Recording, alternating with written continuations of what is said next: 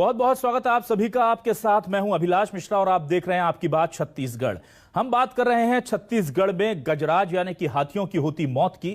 लगातार कैसे अपनी वनों की पहचान बनाने वाले छत्तीसगढ़ में वन्य प्राणी महफूज नहीं है, यह बड़ा सवाल है। सूरजपुर में एक बार फिर बिजली के तार की करंट में मादा हाथी की मौत हो गई। साथ ही आपको बता दें कि उसके पेट में पल रहा 17 महीने का बच्चा भी मर गया है। अब वन विभाग इसके लिए बिजली विभाग को जिम्मेदार ठहरा रहा है, तो बिजली विभाग के पास अपने तर्क हैं। बता दें कि छत्तीसगढ़ में साल भर के अंदर करंट लगने से या लगाने से 60 हाथियों की मौत हो चुकी है। उधर हाथियों के इंसानी इलाके में दखल से भी काफी नुकसान हुआ है। करीब 2 साल में ही 250 से ज्यादा लोग हाथियों के हमले में मारे जा चुके हैं। हाथियों को लेकर लेमरू प्रोजेक्ट को लेकर तमाम उपायों में करोड़ों रुपए फूंक दिए गए, लेकिन नतीजा सभी के सामने है। इसके बाद भी अगर छत्तीसगढ़ में हाथियों की मौत और हाथियों से इंसानों की मौत और संपत्ति का नुकसान नहीं थम रहा है, तो इसका जिम्मेदार कौन है? कौन है गजराज के यमराज? इसी पर करेंगे आज आपकी बात।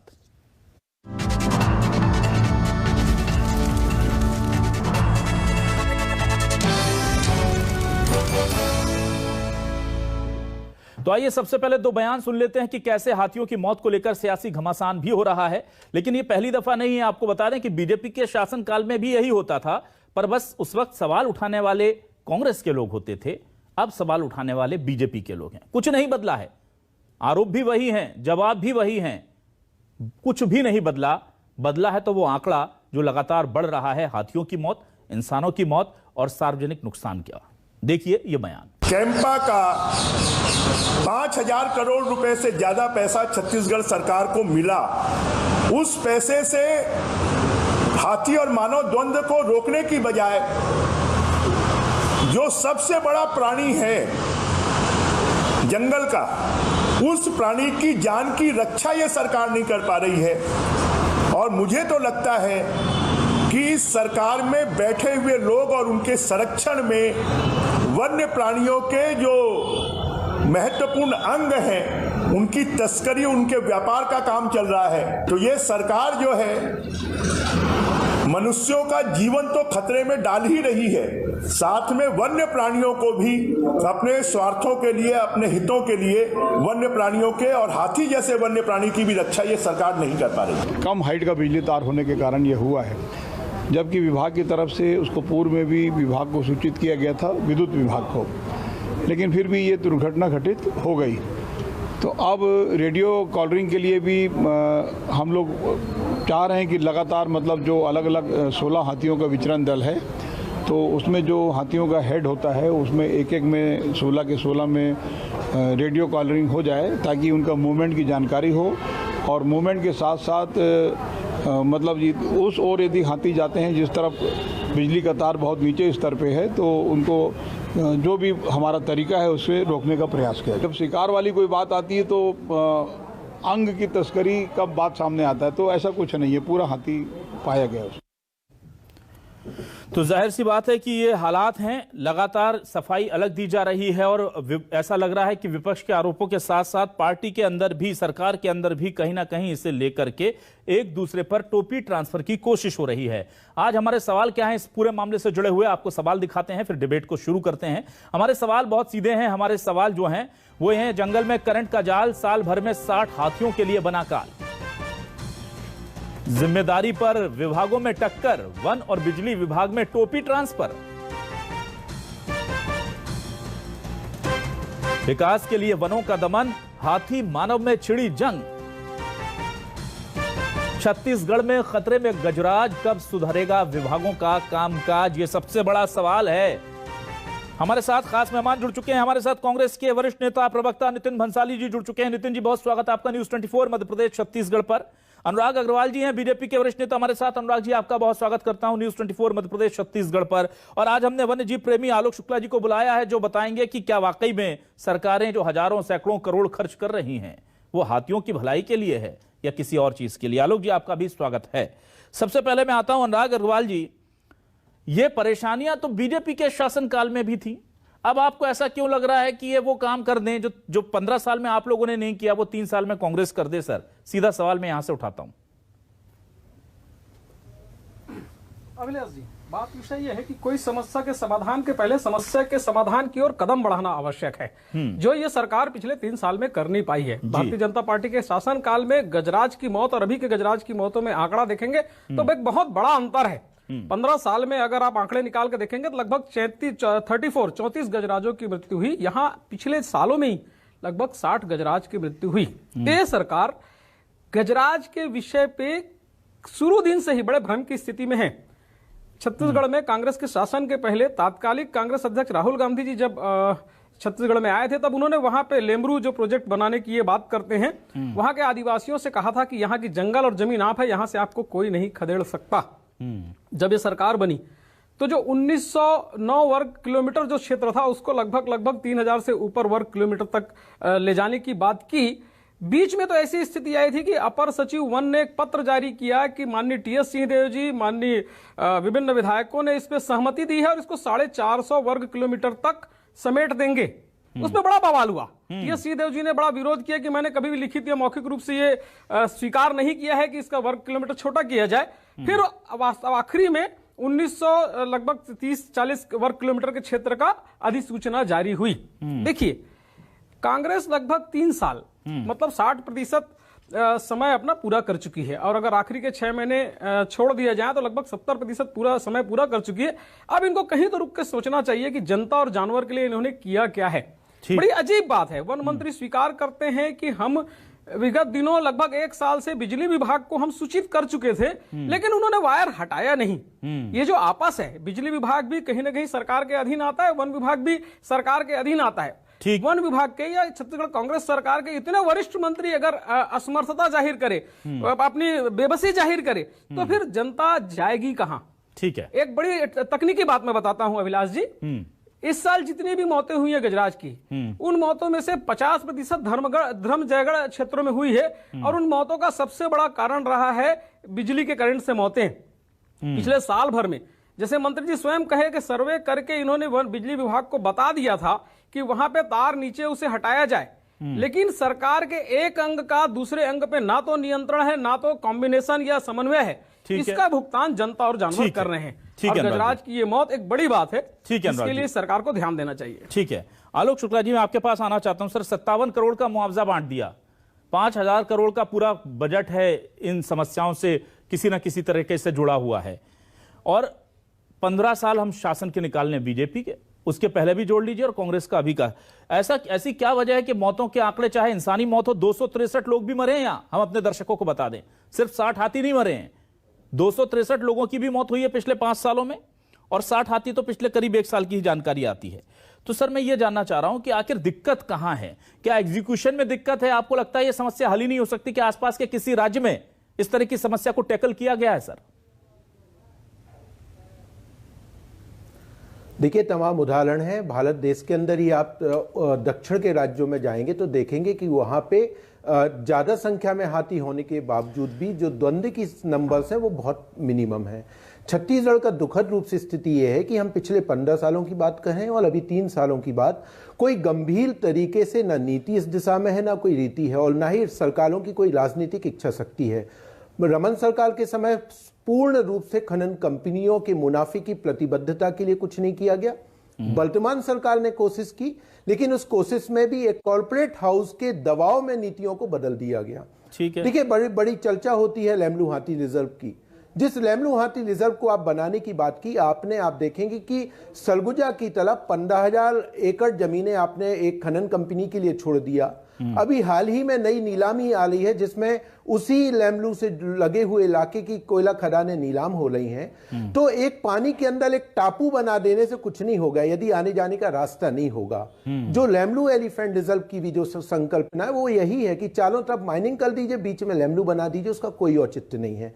दूसरा बड़ा सवाल है कि कोई गंभीरता नहीं है जो मानव हाथी द्वंद्व को रोकने को लेकर समाज के साथ जो काम करने की दिशा है, विभाग उस दिशा में काम नहीं कर रहा है। जो बिजली को बार बार ये बात आ रही है, कहीं पे भी वन क्षेत्रों में बिजली लाइनों को हटाने, ऊंचा करने की दिशा में सिर्फ कागजी कार्रवाइयां चल रही, कोई गंभीर कार्य नहीं हुए।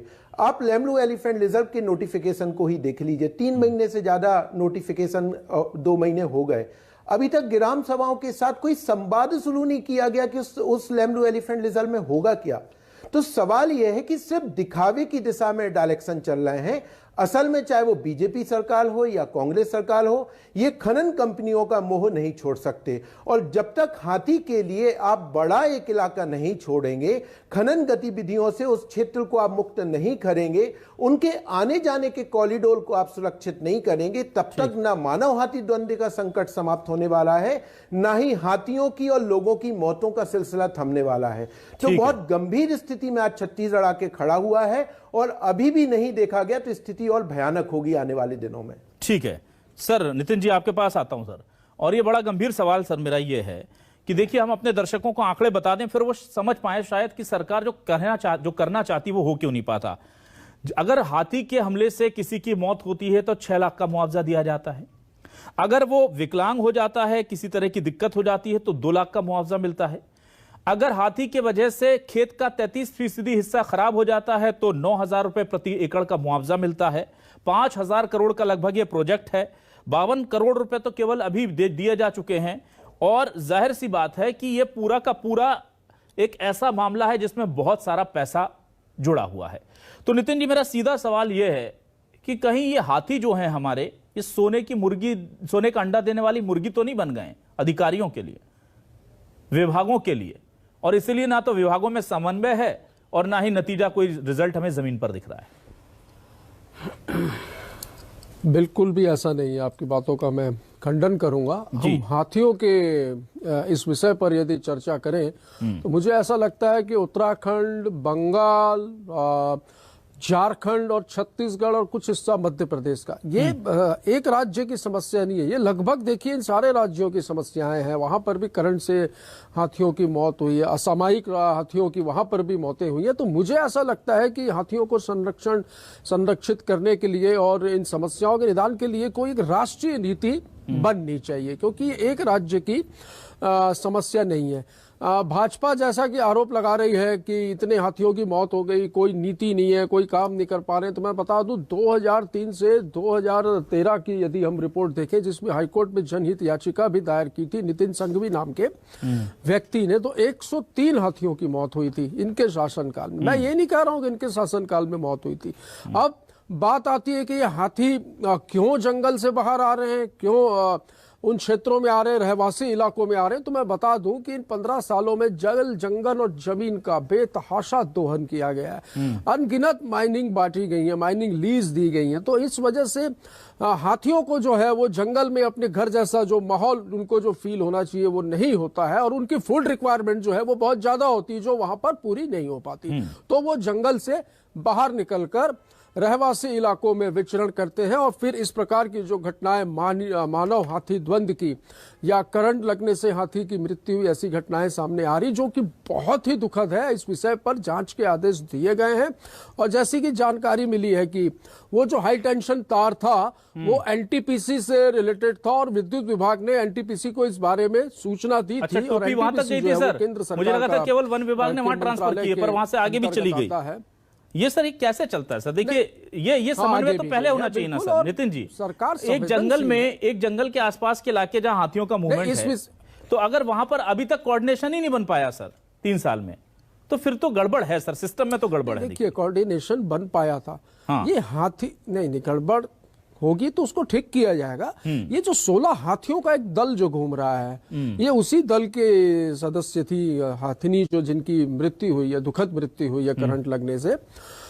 ये 16 हाथियों को देखिए, ये लगातार वन विभाग ट्रेस कर रहा है, और इन 16 हाथियों को रेडियो कॉलर लगाने की प्रक्रिया में वन विभाग तेजी से काम कर रहा है, ताकि ये हम जान सकें कि हाथी जो है वो किस क्षेत्र में है, तो उस क्षेत्र के लोगों को भी अलर्ट किया जाए, और जो जान माल की जो हानि होती है वो भी ना हो। और हाथी रेडियो कॉलर लगने के बाद चूंकि वो ट्रैक होंगे तो उनके सुरक्षा के लिए भी उपाय किए जाएं। लेमरू प्रोजेक्ट की जैसे बात हो रही थी, तो निश्चित तौर पर लेमरू प्रोजेक्ट देखिए 450 वर्ग किलोमीटर में था, उसको 1995 वर्ग मीटर किया गया, नोटिफिकेशन जारी हो चुका है और उस पर काम भी जारी है। बिल्कुल सरकार जो है वो बिल्कुल इसमें संवेदनशील है। तो और सर एक चीज बताइए ना नितिन जी, कोई बात वन मंत्री कह रहे हैं, नितिन जी वन मंत्री कह रहे हैं कि हमने सूचना दे दी थी और विद्युत विभाग ने करंट को बंद नहीं किया। अब बताइए सर, इसमें क्या हाथी की गलती है? नहीं, इसमें क्या विद्युत विपक्ष की विभाग गलती ने है? NTPC इसमें क्या सवाल विद्युत उठाने वालों विभाग की ने गलती? इसमें NTPC गलती को- किसकी सर, ये बताइए सर। नहीं, गलती देखिए, गलती जिसकी भी होगी, छत्तीसगढ़ में कानून का राज है, जंगल का राज नहीं है उत्तर प्रदेश के जैसे। मैं ये भी बता दूं, बिल्कुल इसमें जांच में यदि पाया जाएगा कि किसी भी विभाग के अधिकारी ने इसमें गलती की है तो उसको बख्शा नहीं जाएगा। इसमें जांच भी बैठा दी गई है और इसमें बिल्कुल रिपोर्ट आने पर कार्रवाई भी होगी, ये भी मैं वादा करता हूं आपके चैनल। ठीक है, अनुराग जी मैं आपसे जानना चाहता हूं सर, एक चीज ये बताइए सर, ये निदान की जब बात होती है तो जब आप लोग सत्ता में होते हैं तो आपके सुर अलग होते हैं, विपक्ष में होते हैं तो अलग होते हैं। सत्ता में थे तो 15 साल तक आपको लगा ही नहीं कि 103 हाथियों की मौत हो गई, अब आपको लग रहा है कि ये तो बहुत गड़बड़ हो रही है। तो आप लोगों ने क्या वहां पर एक इंफ्रास्ट्रक्चर तैयार किया था जिससे हाथियों और इंसानों का द्वंद्व खत्म हो सके? और अगर वो इंफ्रास्ट्रक्चर आपने तैयार किया था तो क्या कांग्रेस उसे आगे लेकर नहीं बढ़ी है? क्या वजह है कि आप लोगों ने क्या काम किया था? जरा जनता को अपना भी जवाब दीजिए सर, सिर्फ सवाल खड़े करने से ठीक नहीं होगी बात। अभिलाष जी, आलोक जी यहाँ बैठे हैं, समाज सेवी हैं और हाथियों के क्षेत्र में विशेषज्ञ दिख रहे हैं।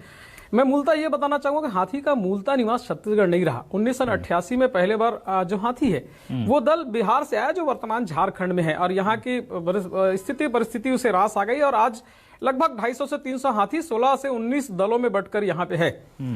जब जैसे जैसे छत्तीसगढ़ में हाथी आते गया तो याद करिए 2011 में लगभग 143 वर्ग मील क्षेत्र को लेके बादलखोल, तमेर पिंगला और सेमरसोत को लेके एक कॉरिडोर बनाया गया जो जसपुर सरगुजा हाथी प्रोजेक्ट था। वहां पे उनके लिए पानी की व्यवस्था की गई, वहां उनके लिए खाने की व्यवस्था की गई और उन क्षेत्रों में लगातार देखिएगा हाथी और मानव द्वंद लगातार कम होते गए। एक बड़ी बात, एक सामान्य बात मैं बताना चाहूंगा अभिलाष जी। कम हुए? देखिए, झूठ बोल रहे हैं। मैं एक बात बताना चाहूंगा, कम हुए। और ये समरसोत और क्या नाम है, बादलखोर, जो ये बता रहे हैं जो दो परियोजना, इसमें क्या काम हुआ, थोड़ा विस्तृत रूप से बताएं। हाँ बिल्कुल अनुराग जी। अभिलाष जी, बादलखोर, तमेर पिंगला और सेमरसोत इन क्षेत्रों में लगातार हाथियों को उनके रहने के स्थान पर ही पानी के स्रोत दिए गए और उनके खाद्यान्न की व्यवस्थाएं भी की गई। लगातार आप देखिएगा जैसे जैसे व्यवस्थाएं बिगड़ती गई, हाथी और मानव द्वंद की स्थिति आती गई, तो विभिन्न क्षेत्रों के विशेषज्ञ, चाहे वो असम की बात हो चाहे कलकत्ता की बात हो, वहां से विशेषज्ञ लाके स्थानीय ग्रामीणों को प्रशिक्षण दिया गया, मोबाइल वैन की व्यवस्था की गई, बीम लाइटें बांटी गई और मुआवजा जिसके कारण लगातार नुकसान की स्थिति होती थी भारतीय जनता पार्टी के शासन काल में शुरू हुई है। एक बात और बताना चाहूंगा, 2018 की बात करिए, कुमकी हाथी जिसे जंगली हाथियों को काबू में करने के लिए विशेषज्ञ माना, वो हाथियां भारतीय जनता पार्टी के शासन काल में आई हैं। लेकिन जब से ये सरकार आई है, इस हाथी की समस्या को ये आपदा को अवसर बना लिए। एक आप समय याद करिए, कुछ समय पहले कांग्रेस सरकार ने हाथी के रहवास क्षेत्र में धान देकर उन्हें वहीं रोकने की व्यवस्था, रोकने की योजना कोशिश की थी। क्योंकि क्या हुआ उस योजना में? बहुत ज्यादा प्रयास कर रहे हैं प्रयास कर रहे हैं कि भ्रष्टाचार रोकने का मामला है, खत्म हो। उसमें ये तो आगे ऐसा कोई कह रहे खबर हैं की क्या? अभिलाष जी क्या कि हाथी 3 साल में जंगल से निकलकर गांवों में और शहरी क्षेत्रों में आ गए। ये जो सोच है, ये बोल रहा हूँ कि ठीक है अनुराग जी, आपका पॉइंट आ गया। अनुराग जी आपका पॉइंट आ गया सर। एक मिनट नितिन जी, आज वन मंत्री अपनी बेबसी जाहिर करते हैं। कोई बेबसी जारी नहीं की, दुर्भाग्यजनक बात अगर ठीक है, बताइए करने का काम कर रहे हैं। नितिन जी आप अपनी बात कर ले, फिर मैं आलोक जी के पास आता हूँ। नितिन जी आप अपनी बात कर लीजिए। नहीं, अभिलाष जी 3 साल में क्या ये हाथी, इतने सारे हाथी ये जो गिना रहे हैं कि 16 दलों में घूम रहे हैं, 250 हाथी घूम रहे हैं, बड़ी जानकारी लेकर आए, तो ये क्या 3 साल में आ गए? ये क्या 3 साल में आ गए? क्या 3 साल हो गए लेमरू प्रोजेक्ट में, क्या किया आपने? जल, जंगल और जमीन के धान भेजा था, उसका क्या हुआ? अनैतिक दोहन करने की वजह से जंगलों का विनाश हुआ है छत्तीसगढ़ में। आज यही वजह है आलोक जी नहीं दे पाएंगे। ठीक है, जंगलों से निकलकर रहवासी क्षेत्रों में आ रहे हैं। हाँ आलोक जी मुझे बताइए, बीजेपी के शासनकाल में काम हुआ, कह रहे हैं कि हमने इतना काम किया था, पानी दे देते थे हम हाथियों को, रास्ता ना भटकना पड़े उनको। अब कांग्रेस कह रही कि अब तो इन्होंने इतना जंगल काट पीट दिया है कि दिक्कतें हैं। आखिर क्या वजह क्या है और निदान क्या है सर? बहुत टू दी पॉइंट, बहुत संक्षेप में बताइएगा सर। देखिए, ये वही भाजपा है जो 2007 में 400 वर्ग किलोमीटर लेमलू हाथी रिजर्व को खनन कंपनियों की चिट्ठी के आधार पर निरस्त कर दिया था, जबकि वो प्रपोजल एमओएफ से स्वीकृत हो चुका था। जो तमोल पिंगला बादलखोल, जो सरगुजा जसपोल एलिफेंट रिजर्व की बात हो रही है, ये पहले से ही वन्य प्राणी अभ्यारण्य है और कोई भी नया इलाका लेमलू हाथी रिजर्व को हाथी रिजर्व के लिए नहीं दिया गया था। पहला इलाका है वो लेमलू हाथी रिजर्व बना है। और जो भाजपा के द्वारा जो दावे किए जा रहे हैं, ये उसी दरमियान मिर्ची पाउडर से हाथियों को भगाने से जैसे तमाम छत्तीसगढ़ के अंदर मानव हाथी द्वंद्व की जो समस्या, उसको एक प्रयोगशाला सरकारों ने बना के रख दिया है और तरह तरह के प्रयोग होते रहे हैं। सवाल यह है कि देखो, इसको एक समग्रता के साथ देखना पड़ेगा और यह कहना कि हाथी बाहर से आए हैं, ये गलत तथ्य है। छत्तीसगढ़ में शुरू से सरगुजा हाथियों का इलाका शुरू से रहा है, बीच में कुछ समय नहीं थे, फिर वापस आए हैं। और अब ये मानना पड़ेगा कि हाथी कहीं जाने वाला नहीं है, छत्तीसगढ़ में रहेगा और जब रहेगा तो उसको आपको बड़ा इलाका देना पड़ेगा। खनन कंपनियों के मोह से जो कॉर्पोरेट मुनाफे की जो प्रतिबद्धता है उससे पीछे हटना पड़ेगा और बड़ा इलाका हाथियों को सुरक्षित आपको छोड़ना पड़ेगा ताकि वो वहां रह पाए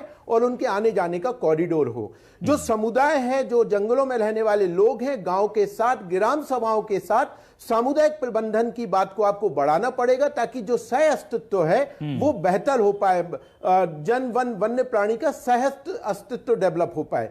तीसरा बहुत महत्वपूर्ण सवाल है कि जो संसाधन है, उन संसाधन को ग्राम सभाओं को आपको सौंपना होगा। 5,000 करोड़ मत करवाइए सर आलोक जी, यही बस आलोक जी, यही तो गड़बड़ हो गई ना। वो संसाधन वहां चले जाएंगे तो फिर मैंने जो कहा था कि वो सोने का अंडा, फिर वो कैसे आएगा सर? कितना लग रहा है जंगल में तो पता भी नहीं चलता। जंगल में मोर नाचा किसने देखा? जंगल में मुआवजा बटा, जंगल में कहां क्या खर्च हुआ? तो संसाधन है, उससे धान बटा जी बिल्कुल, तो उससे कहीं ना कहीं आपको पीछे हटना पड़ेगा और संसाधनों को वास्तविकता में खर्च करना पड़ेगा ताकि वो जंगल की बेहतरी हो, जंगल उपलब्ध हो, जंगल में खाना उपलब्ध हो। ठीक है नितिन जी, आपको लगता नहीं कि सर अगर आप इतने प्रतिबद्ध हैं, सरकार इतनी प्रतिबद्ध है और कोई नहीं चाहता, मैं जानता हूं ना बीजेपी, ना कांग्रेस, ना रमन सिंह, ना सीएम भूपेश बघेल, कोई नहीं चाहता कि यह स्थिति हो कि हाथी भी मरे, इंसान भी मरे और हजारों करोड़ खर्च भी करने पड़े।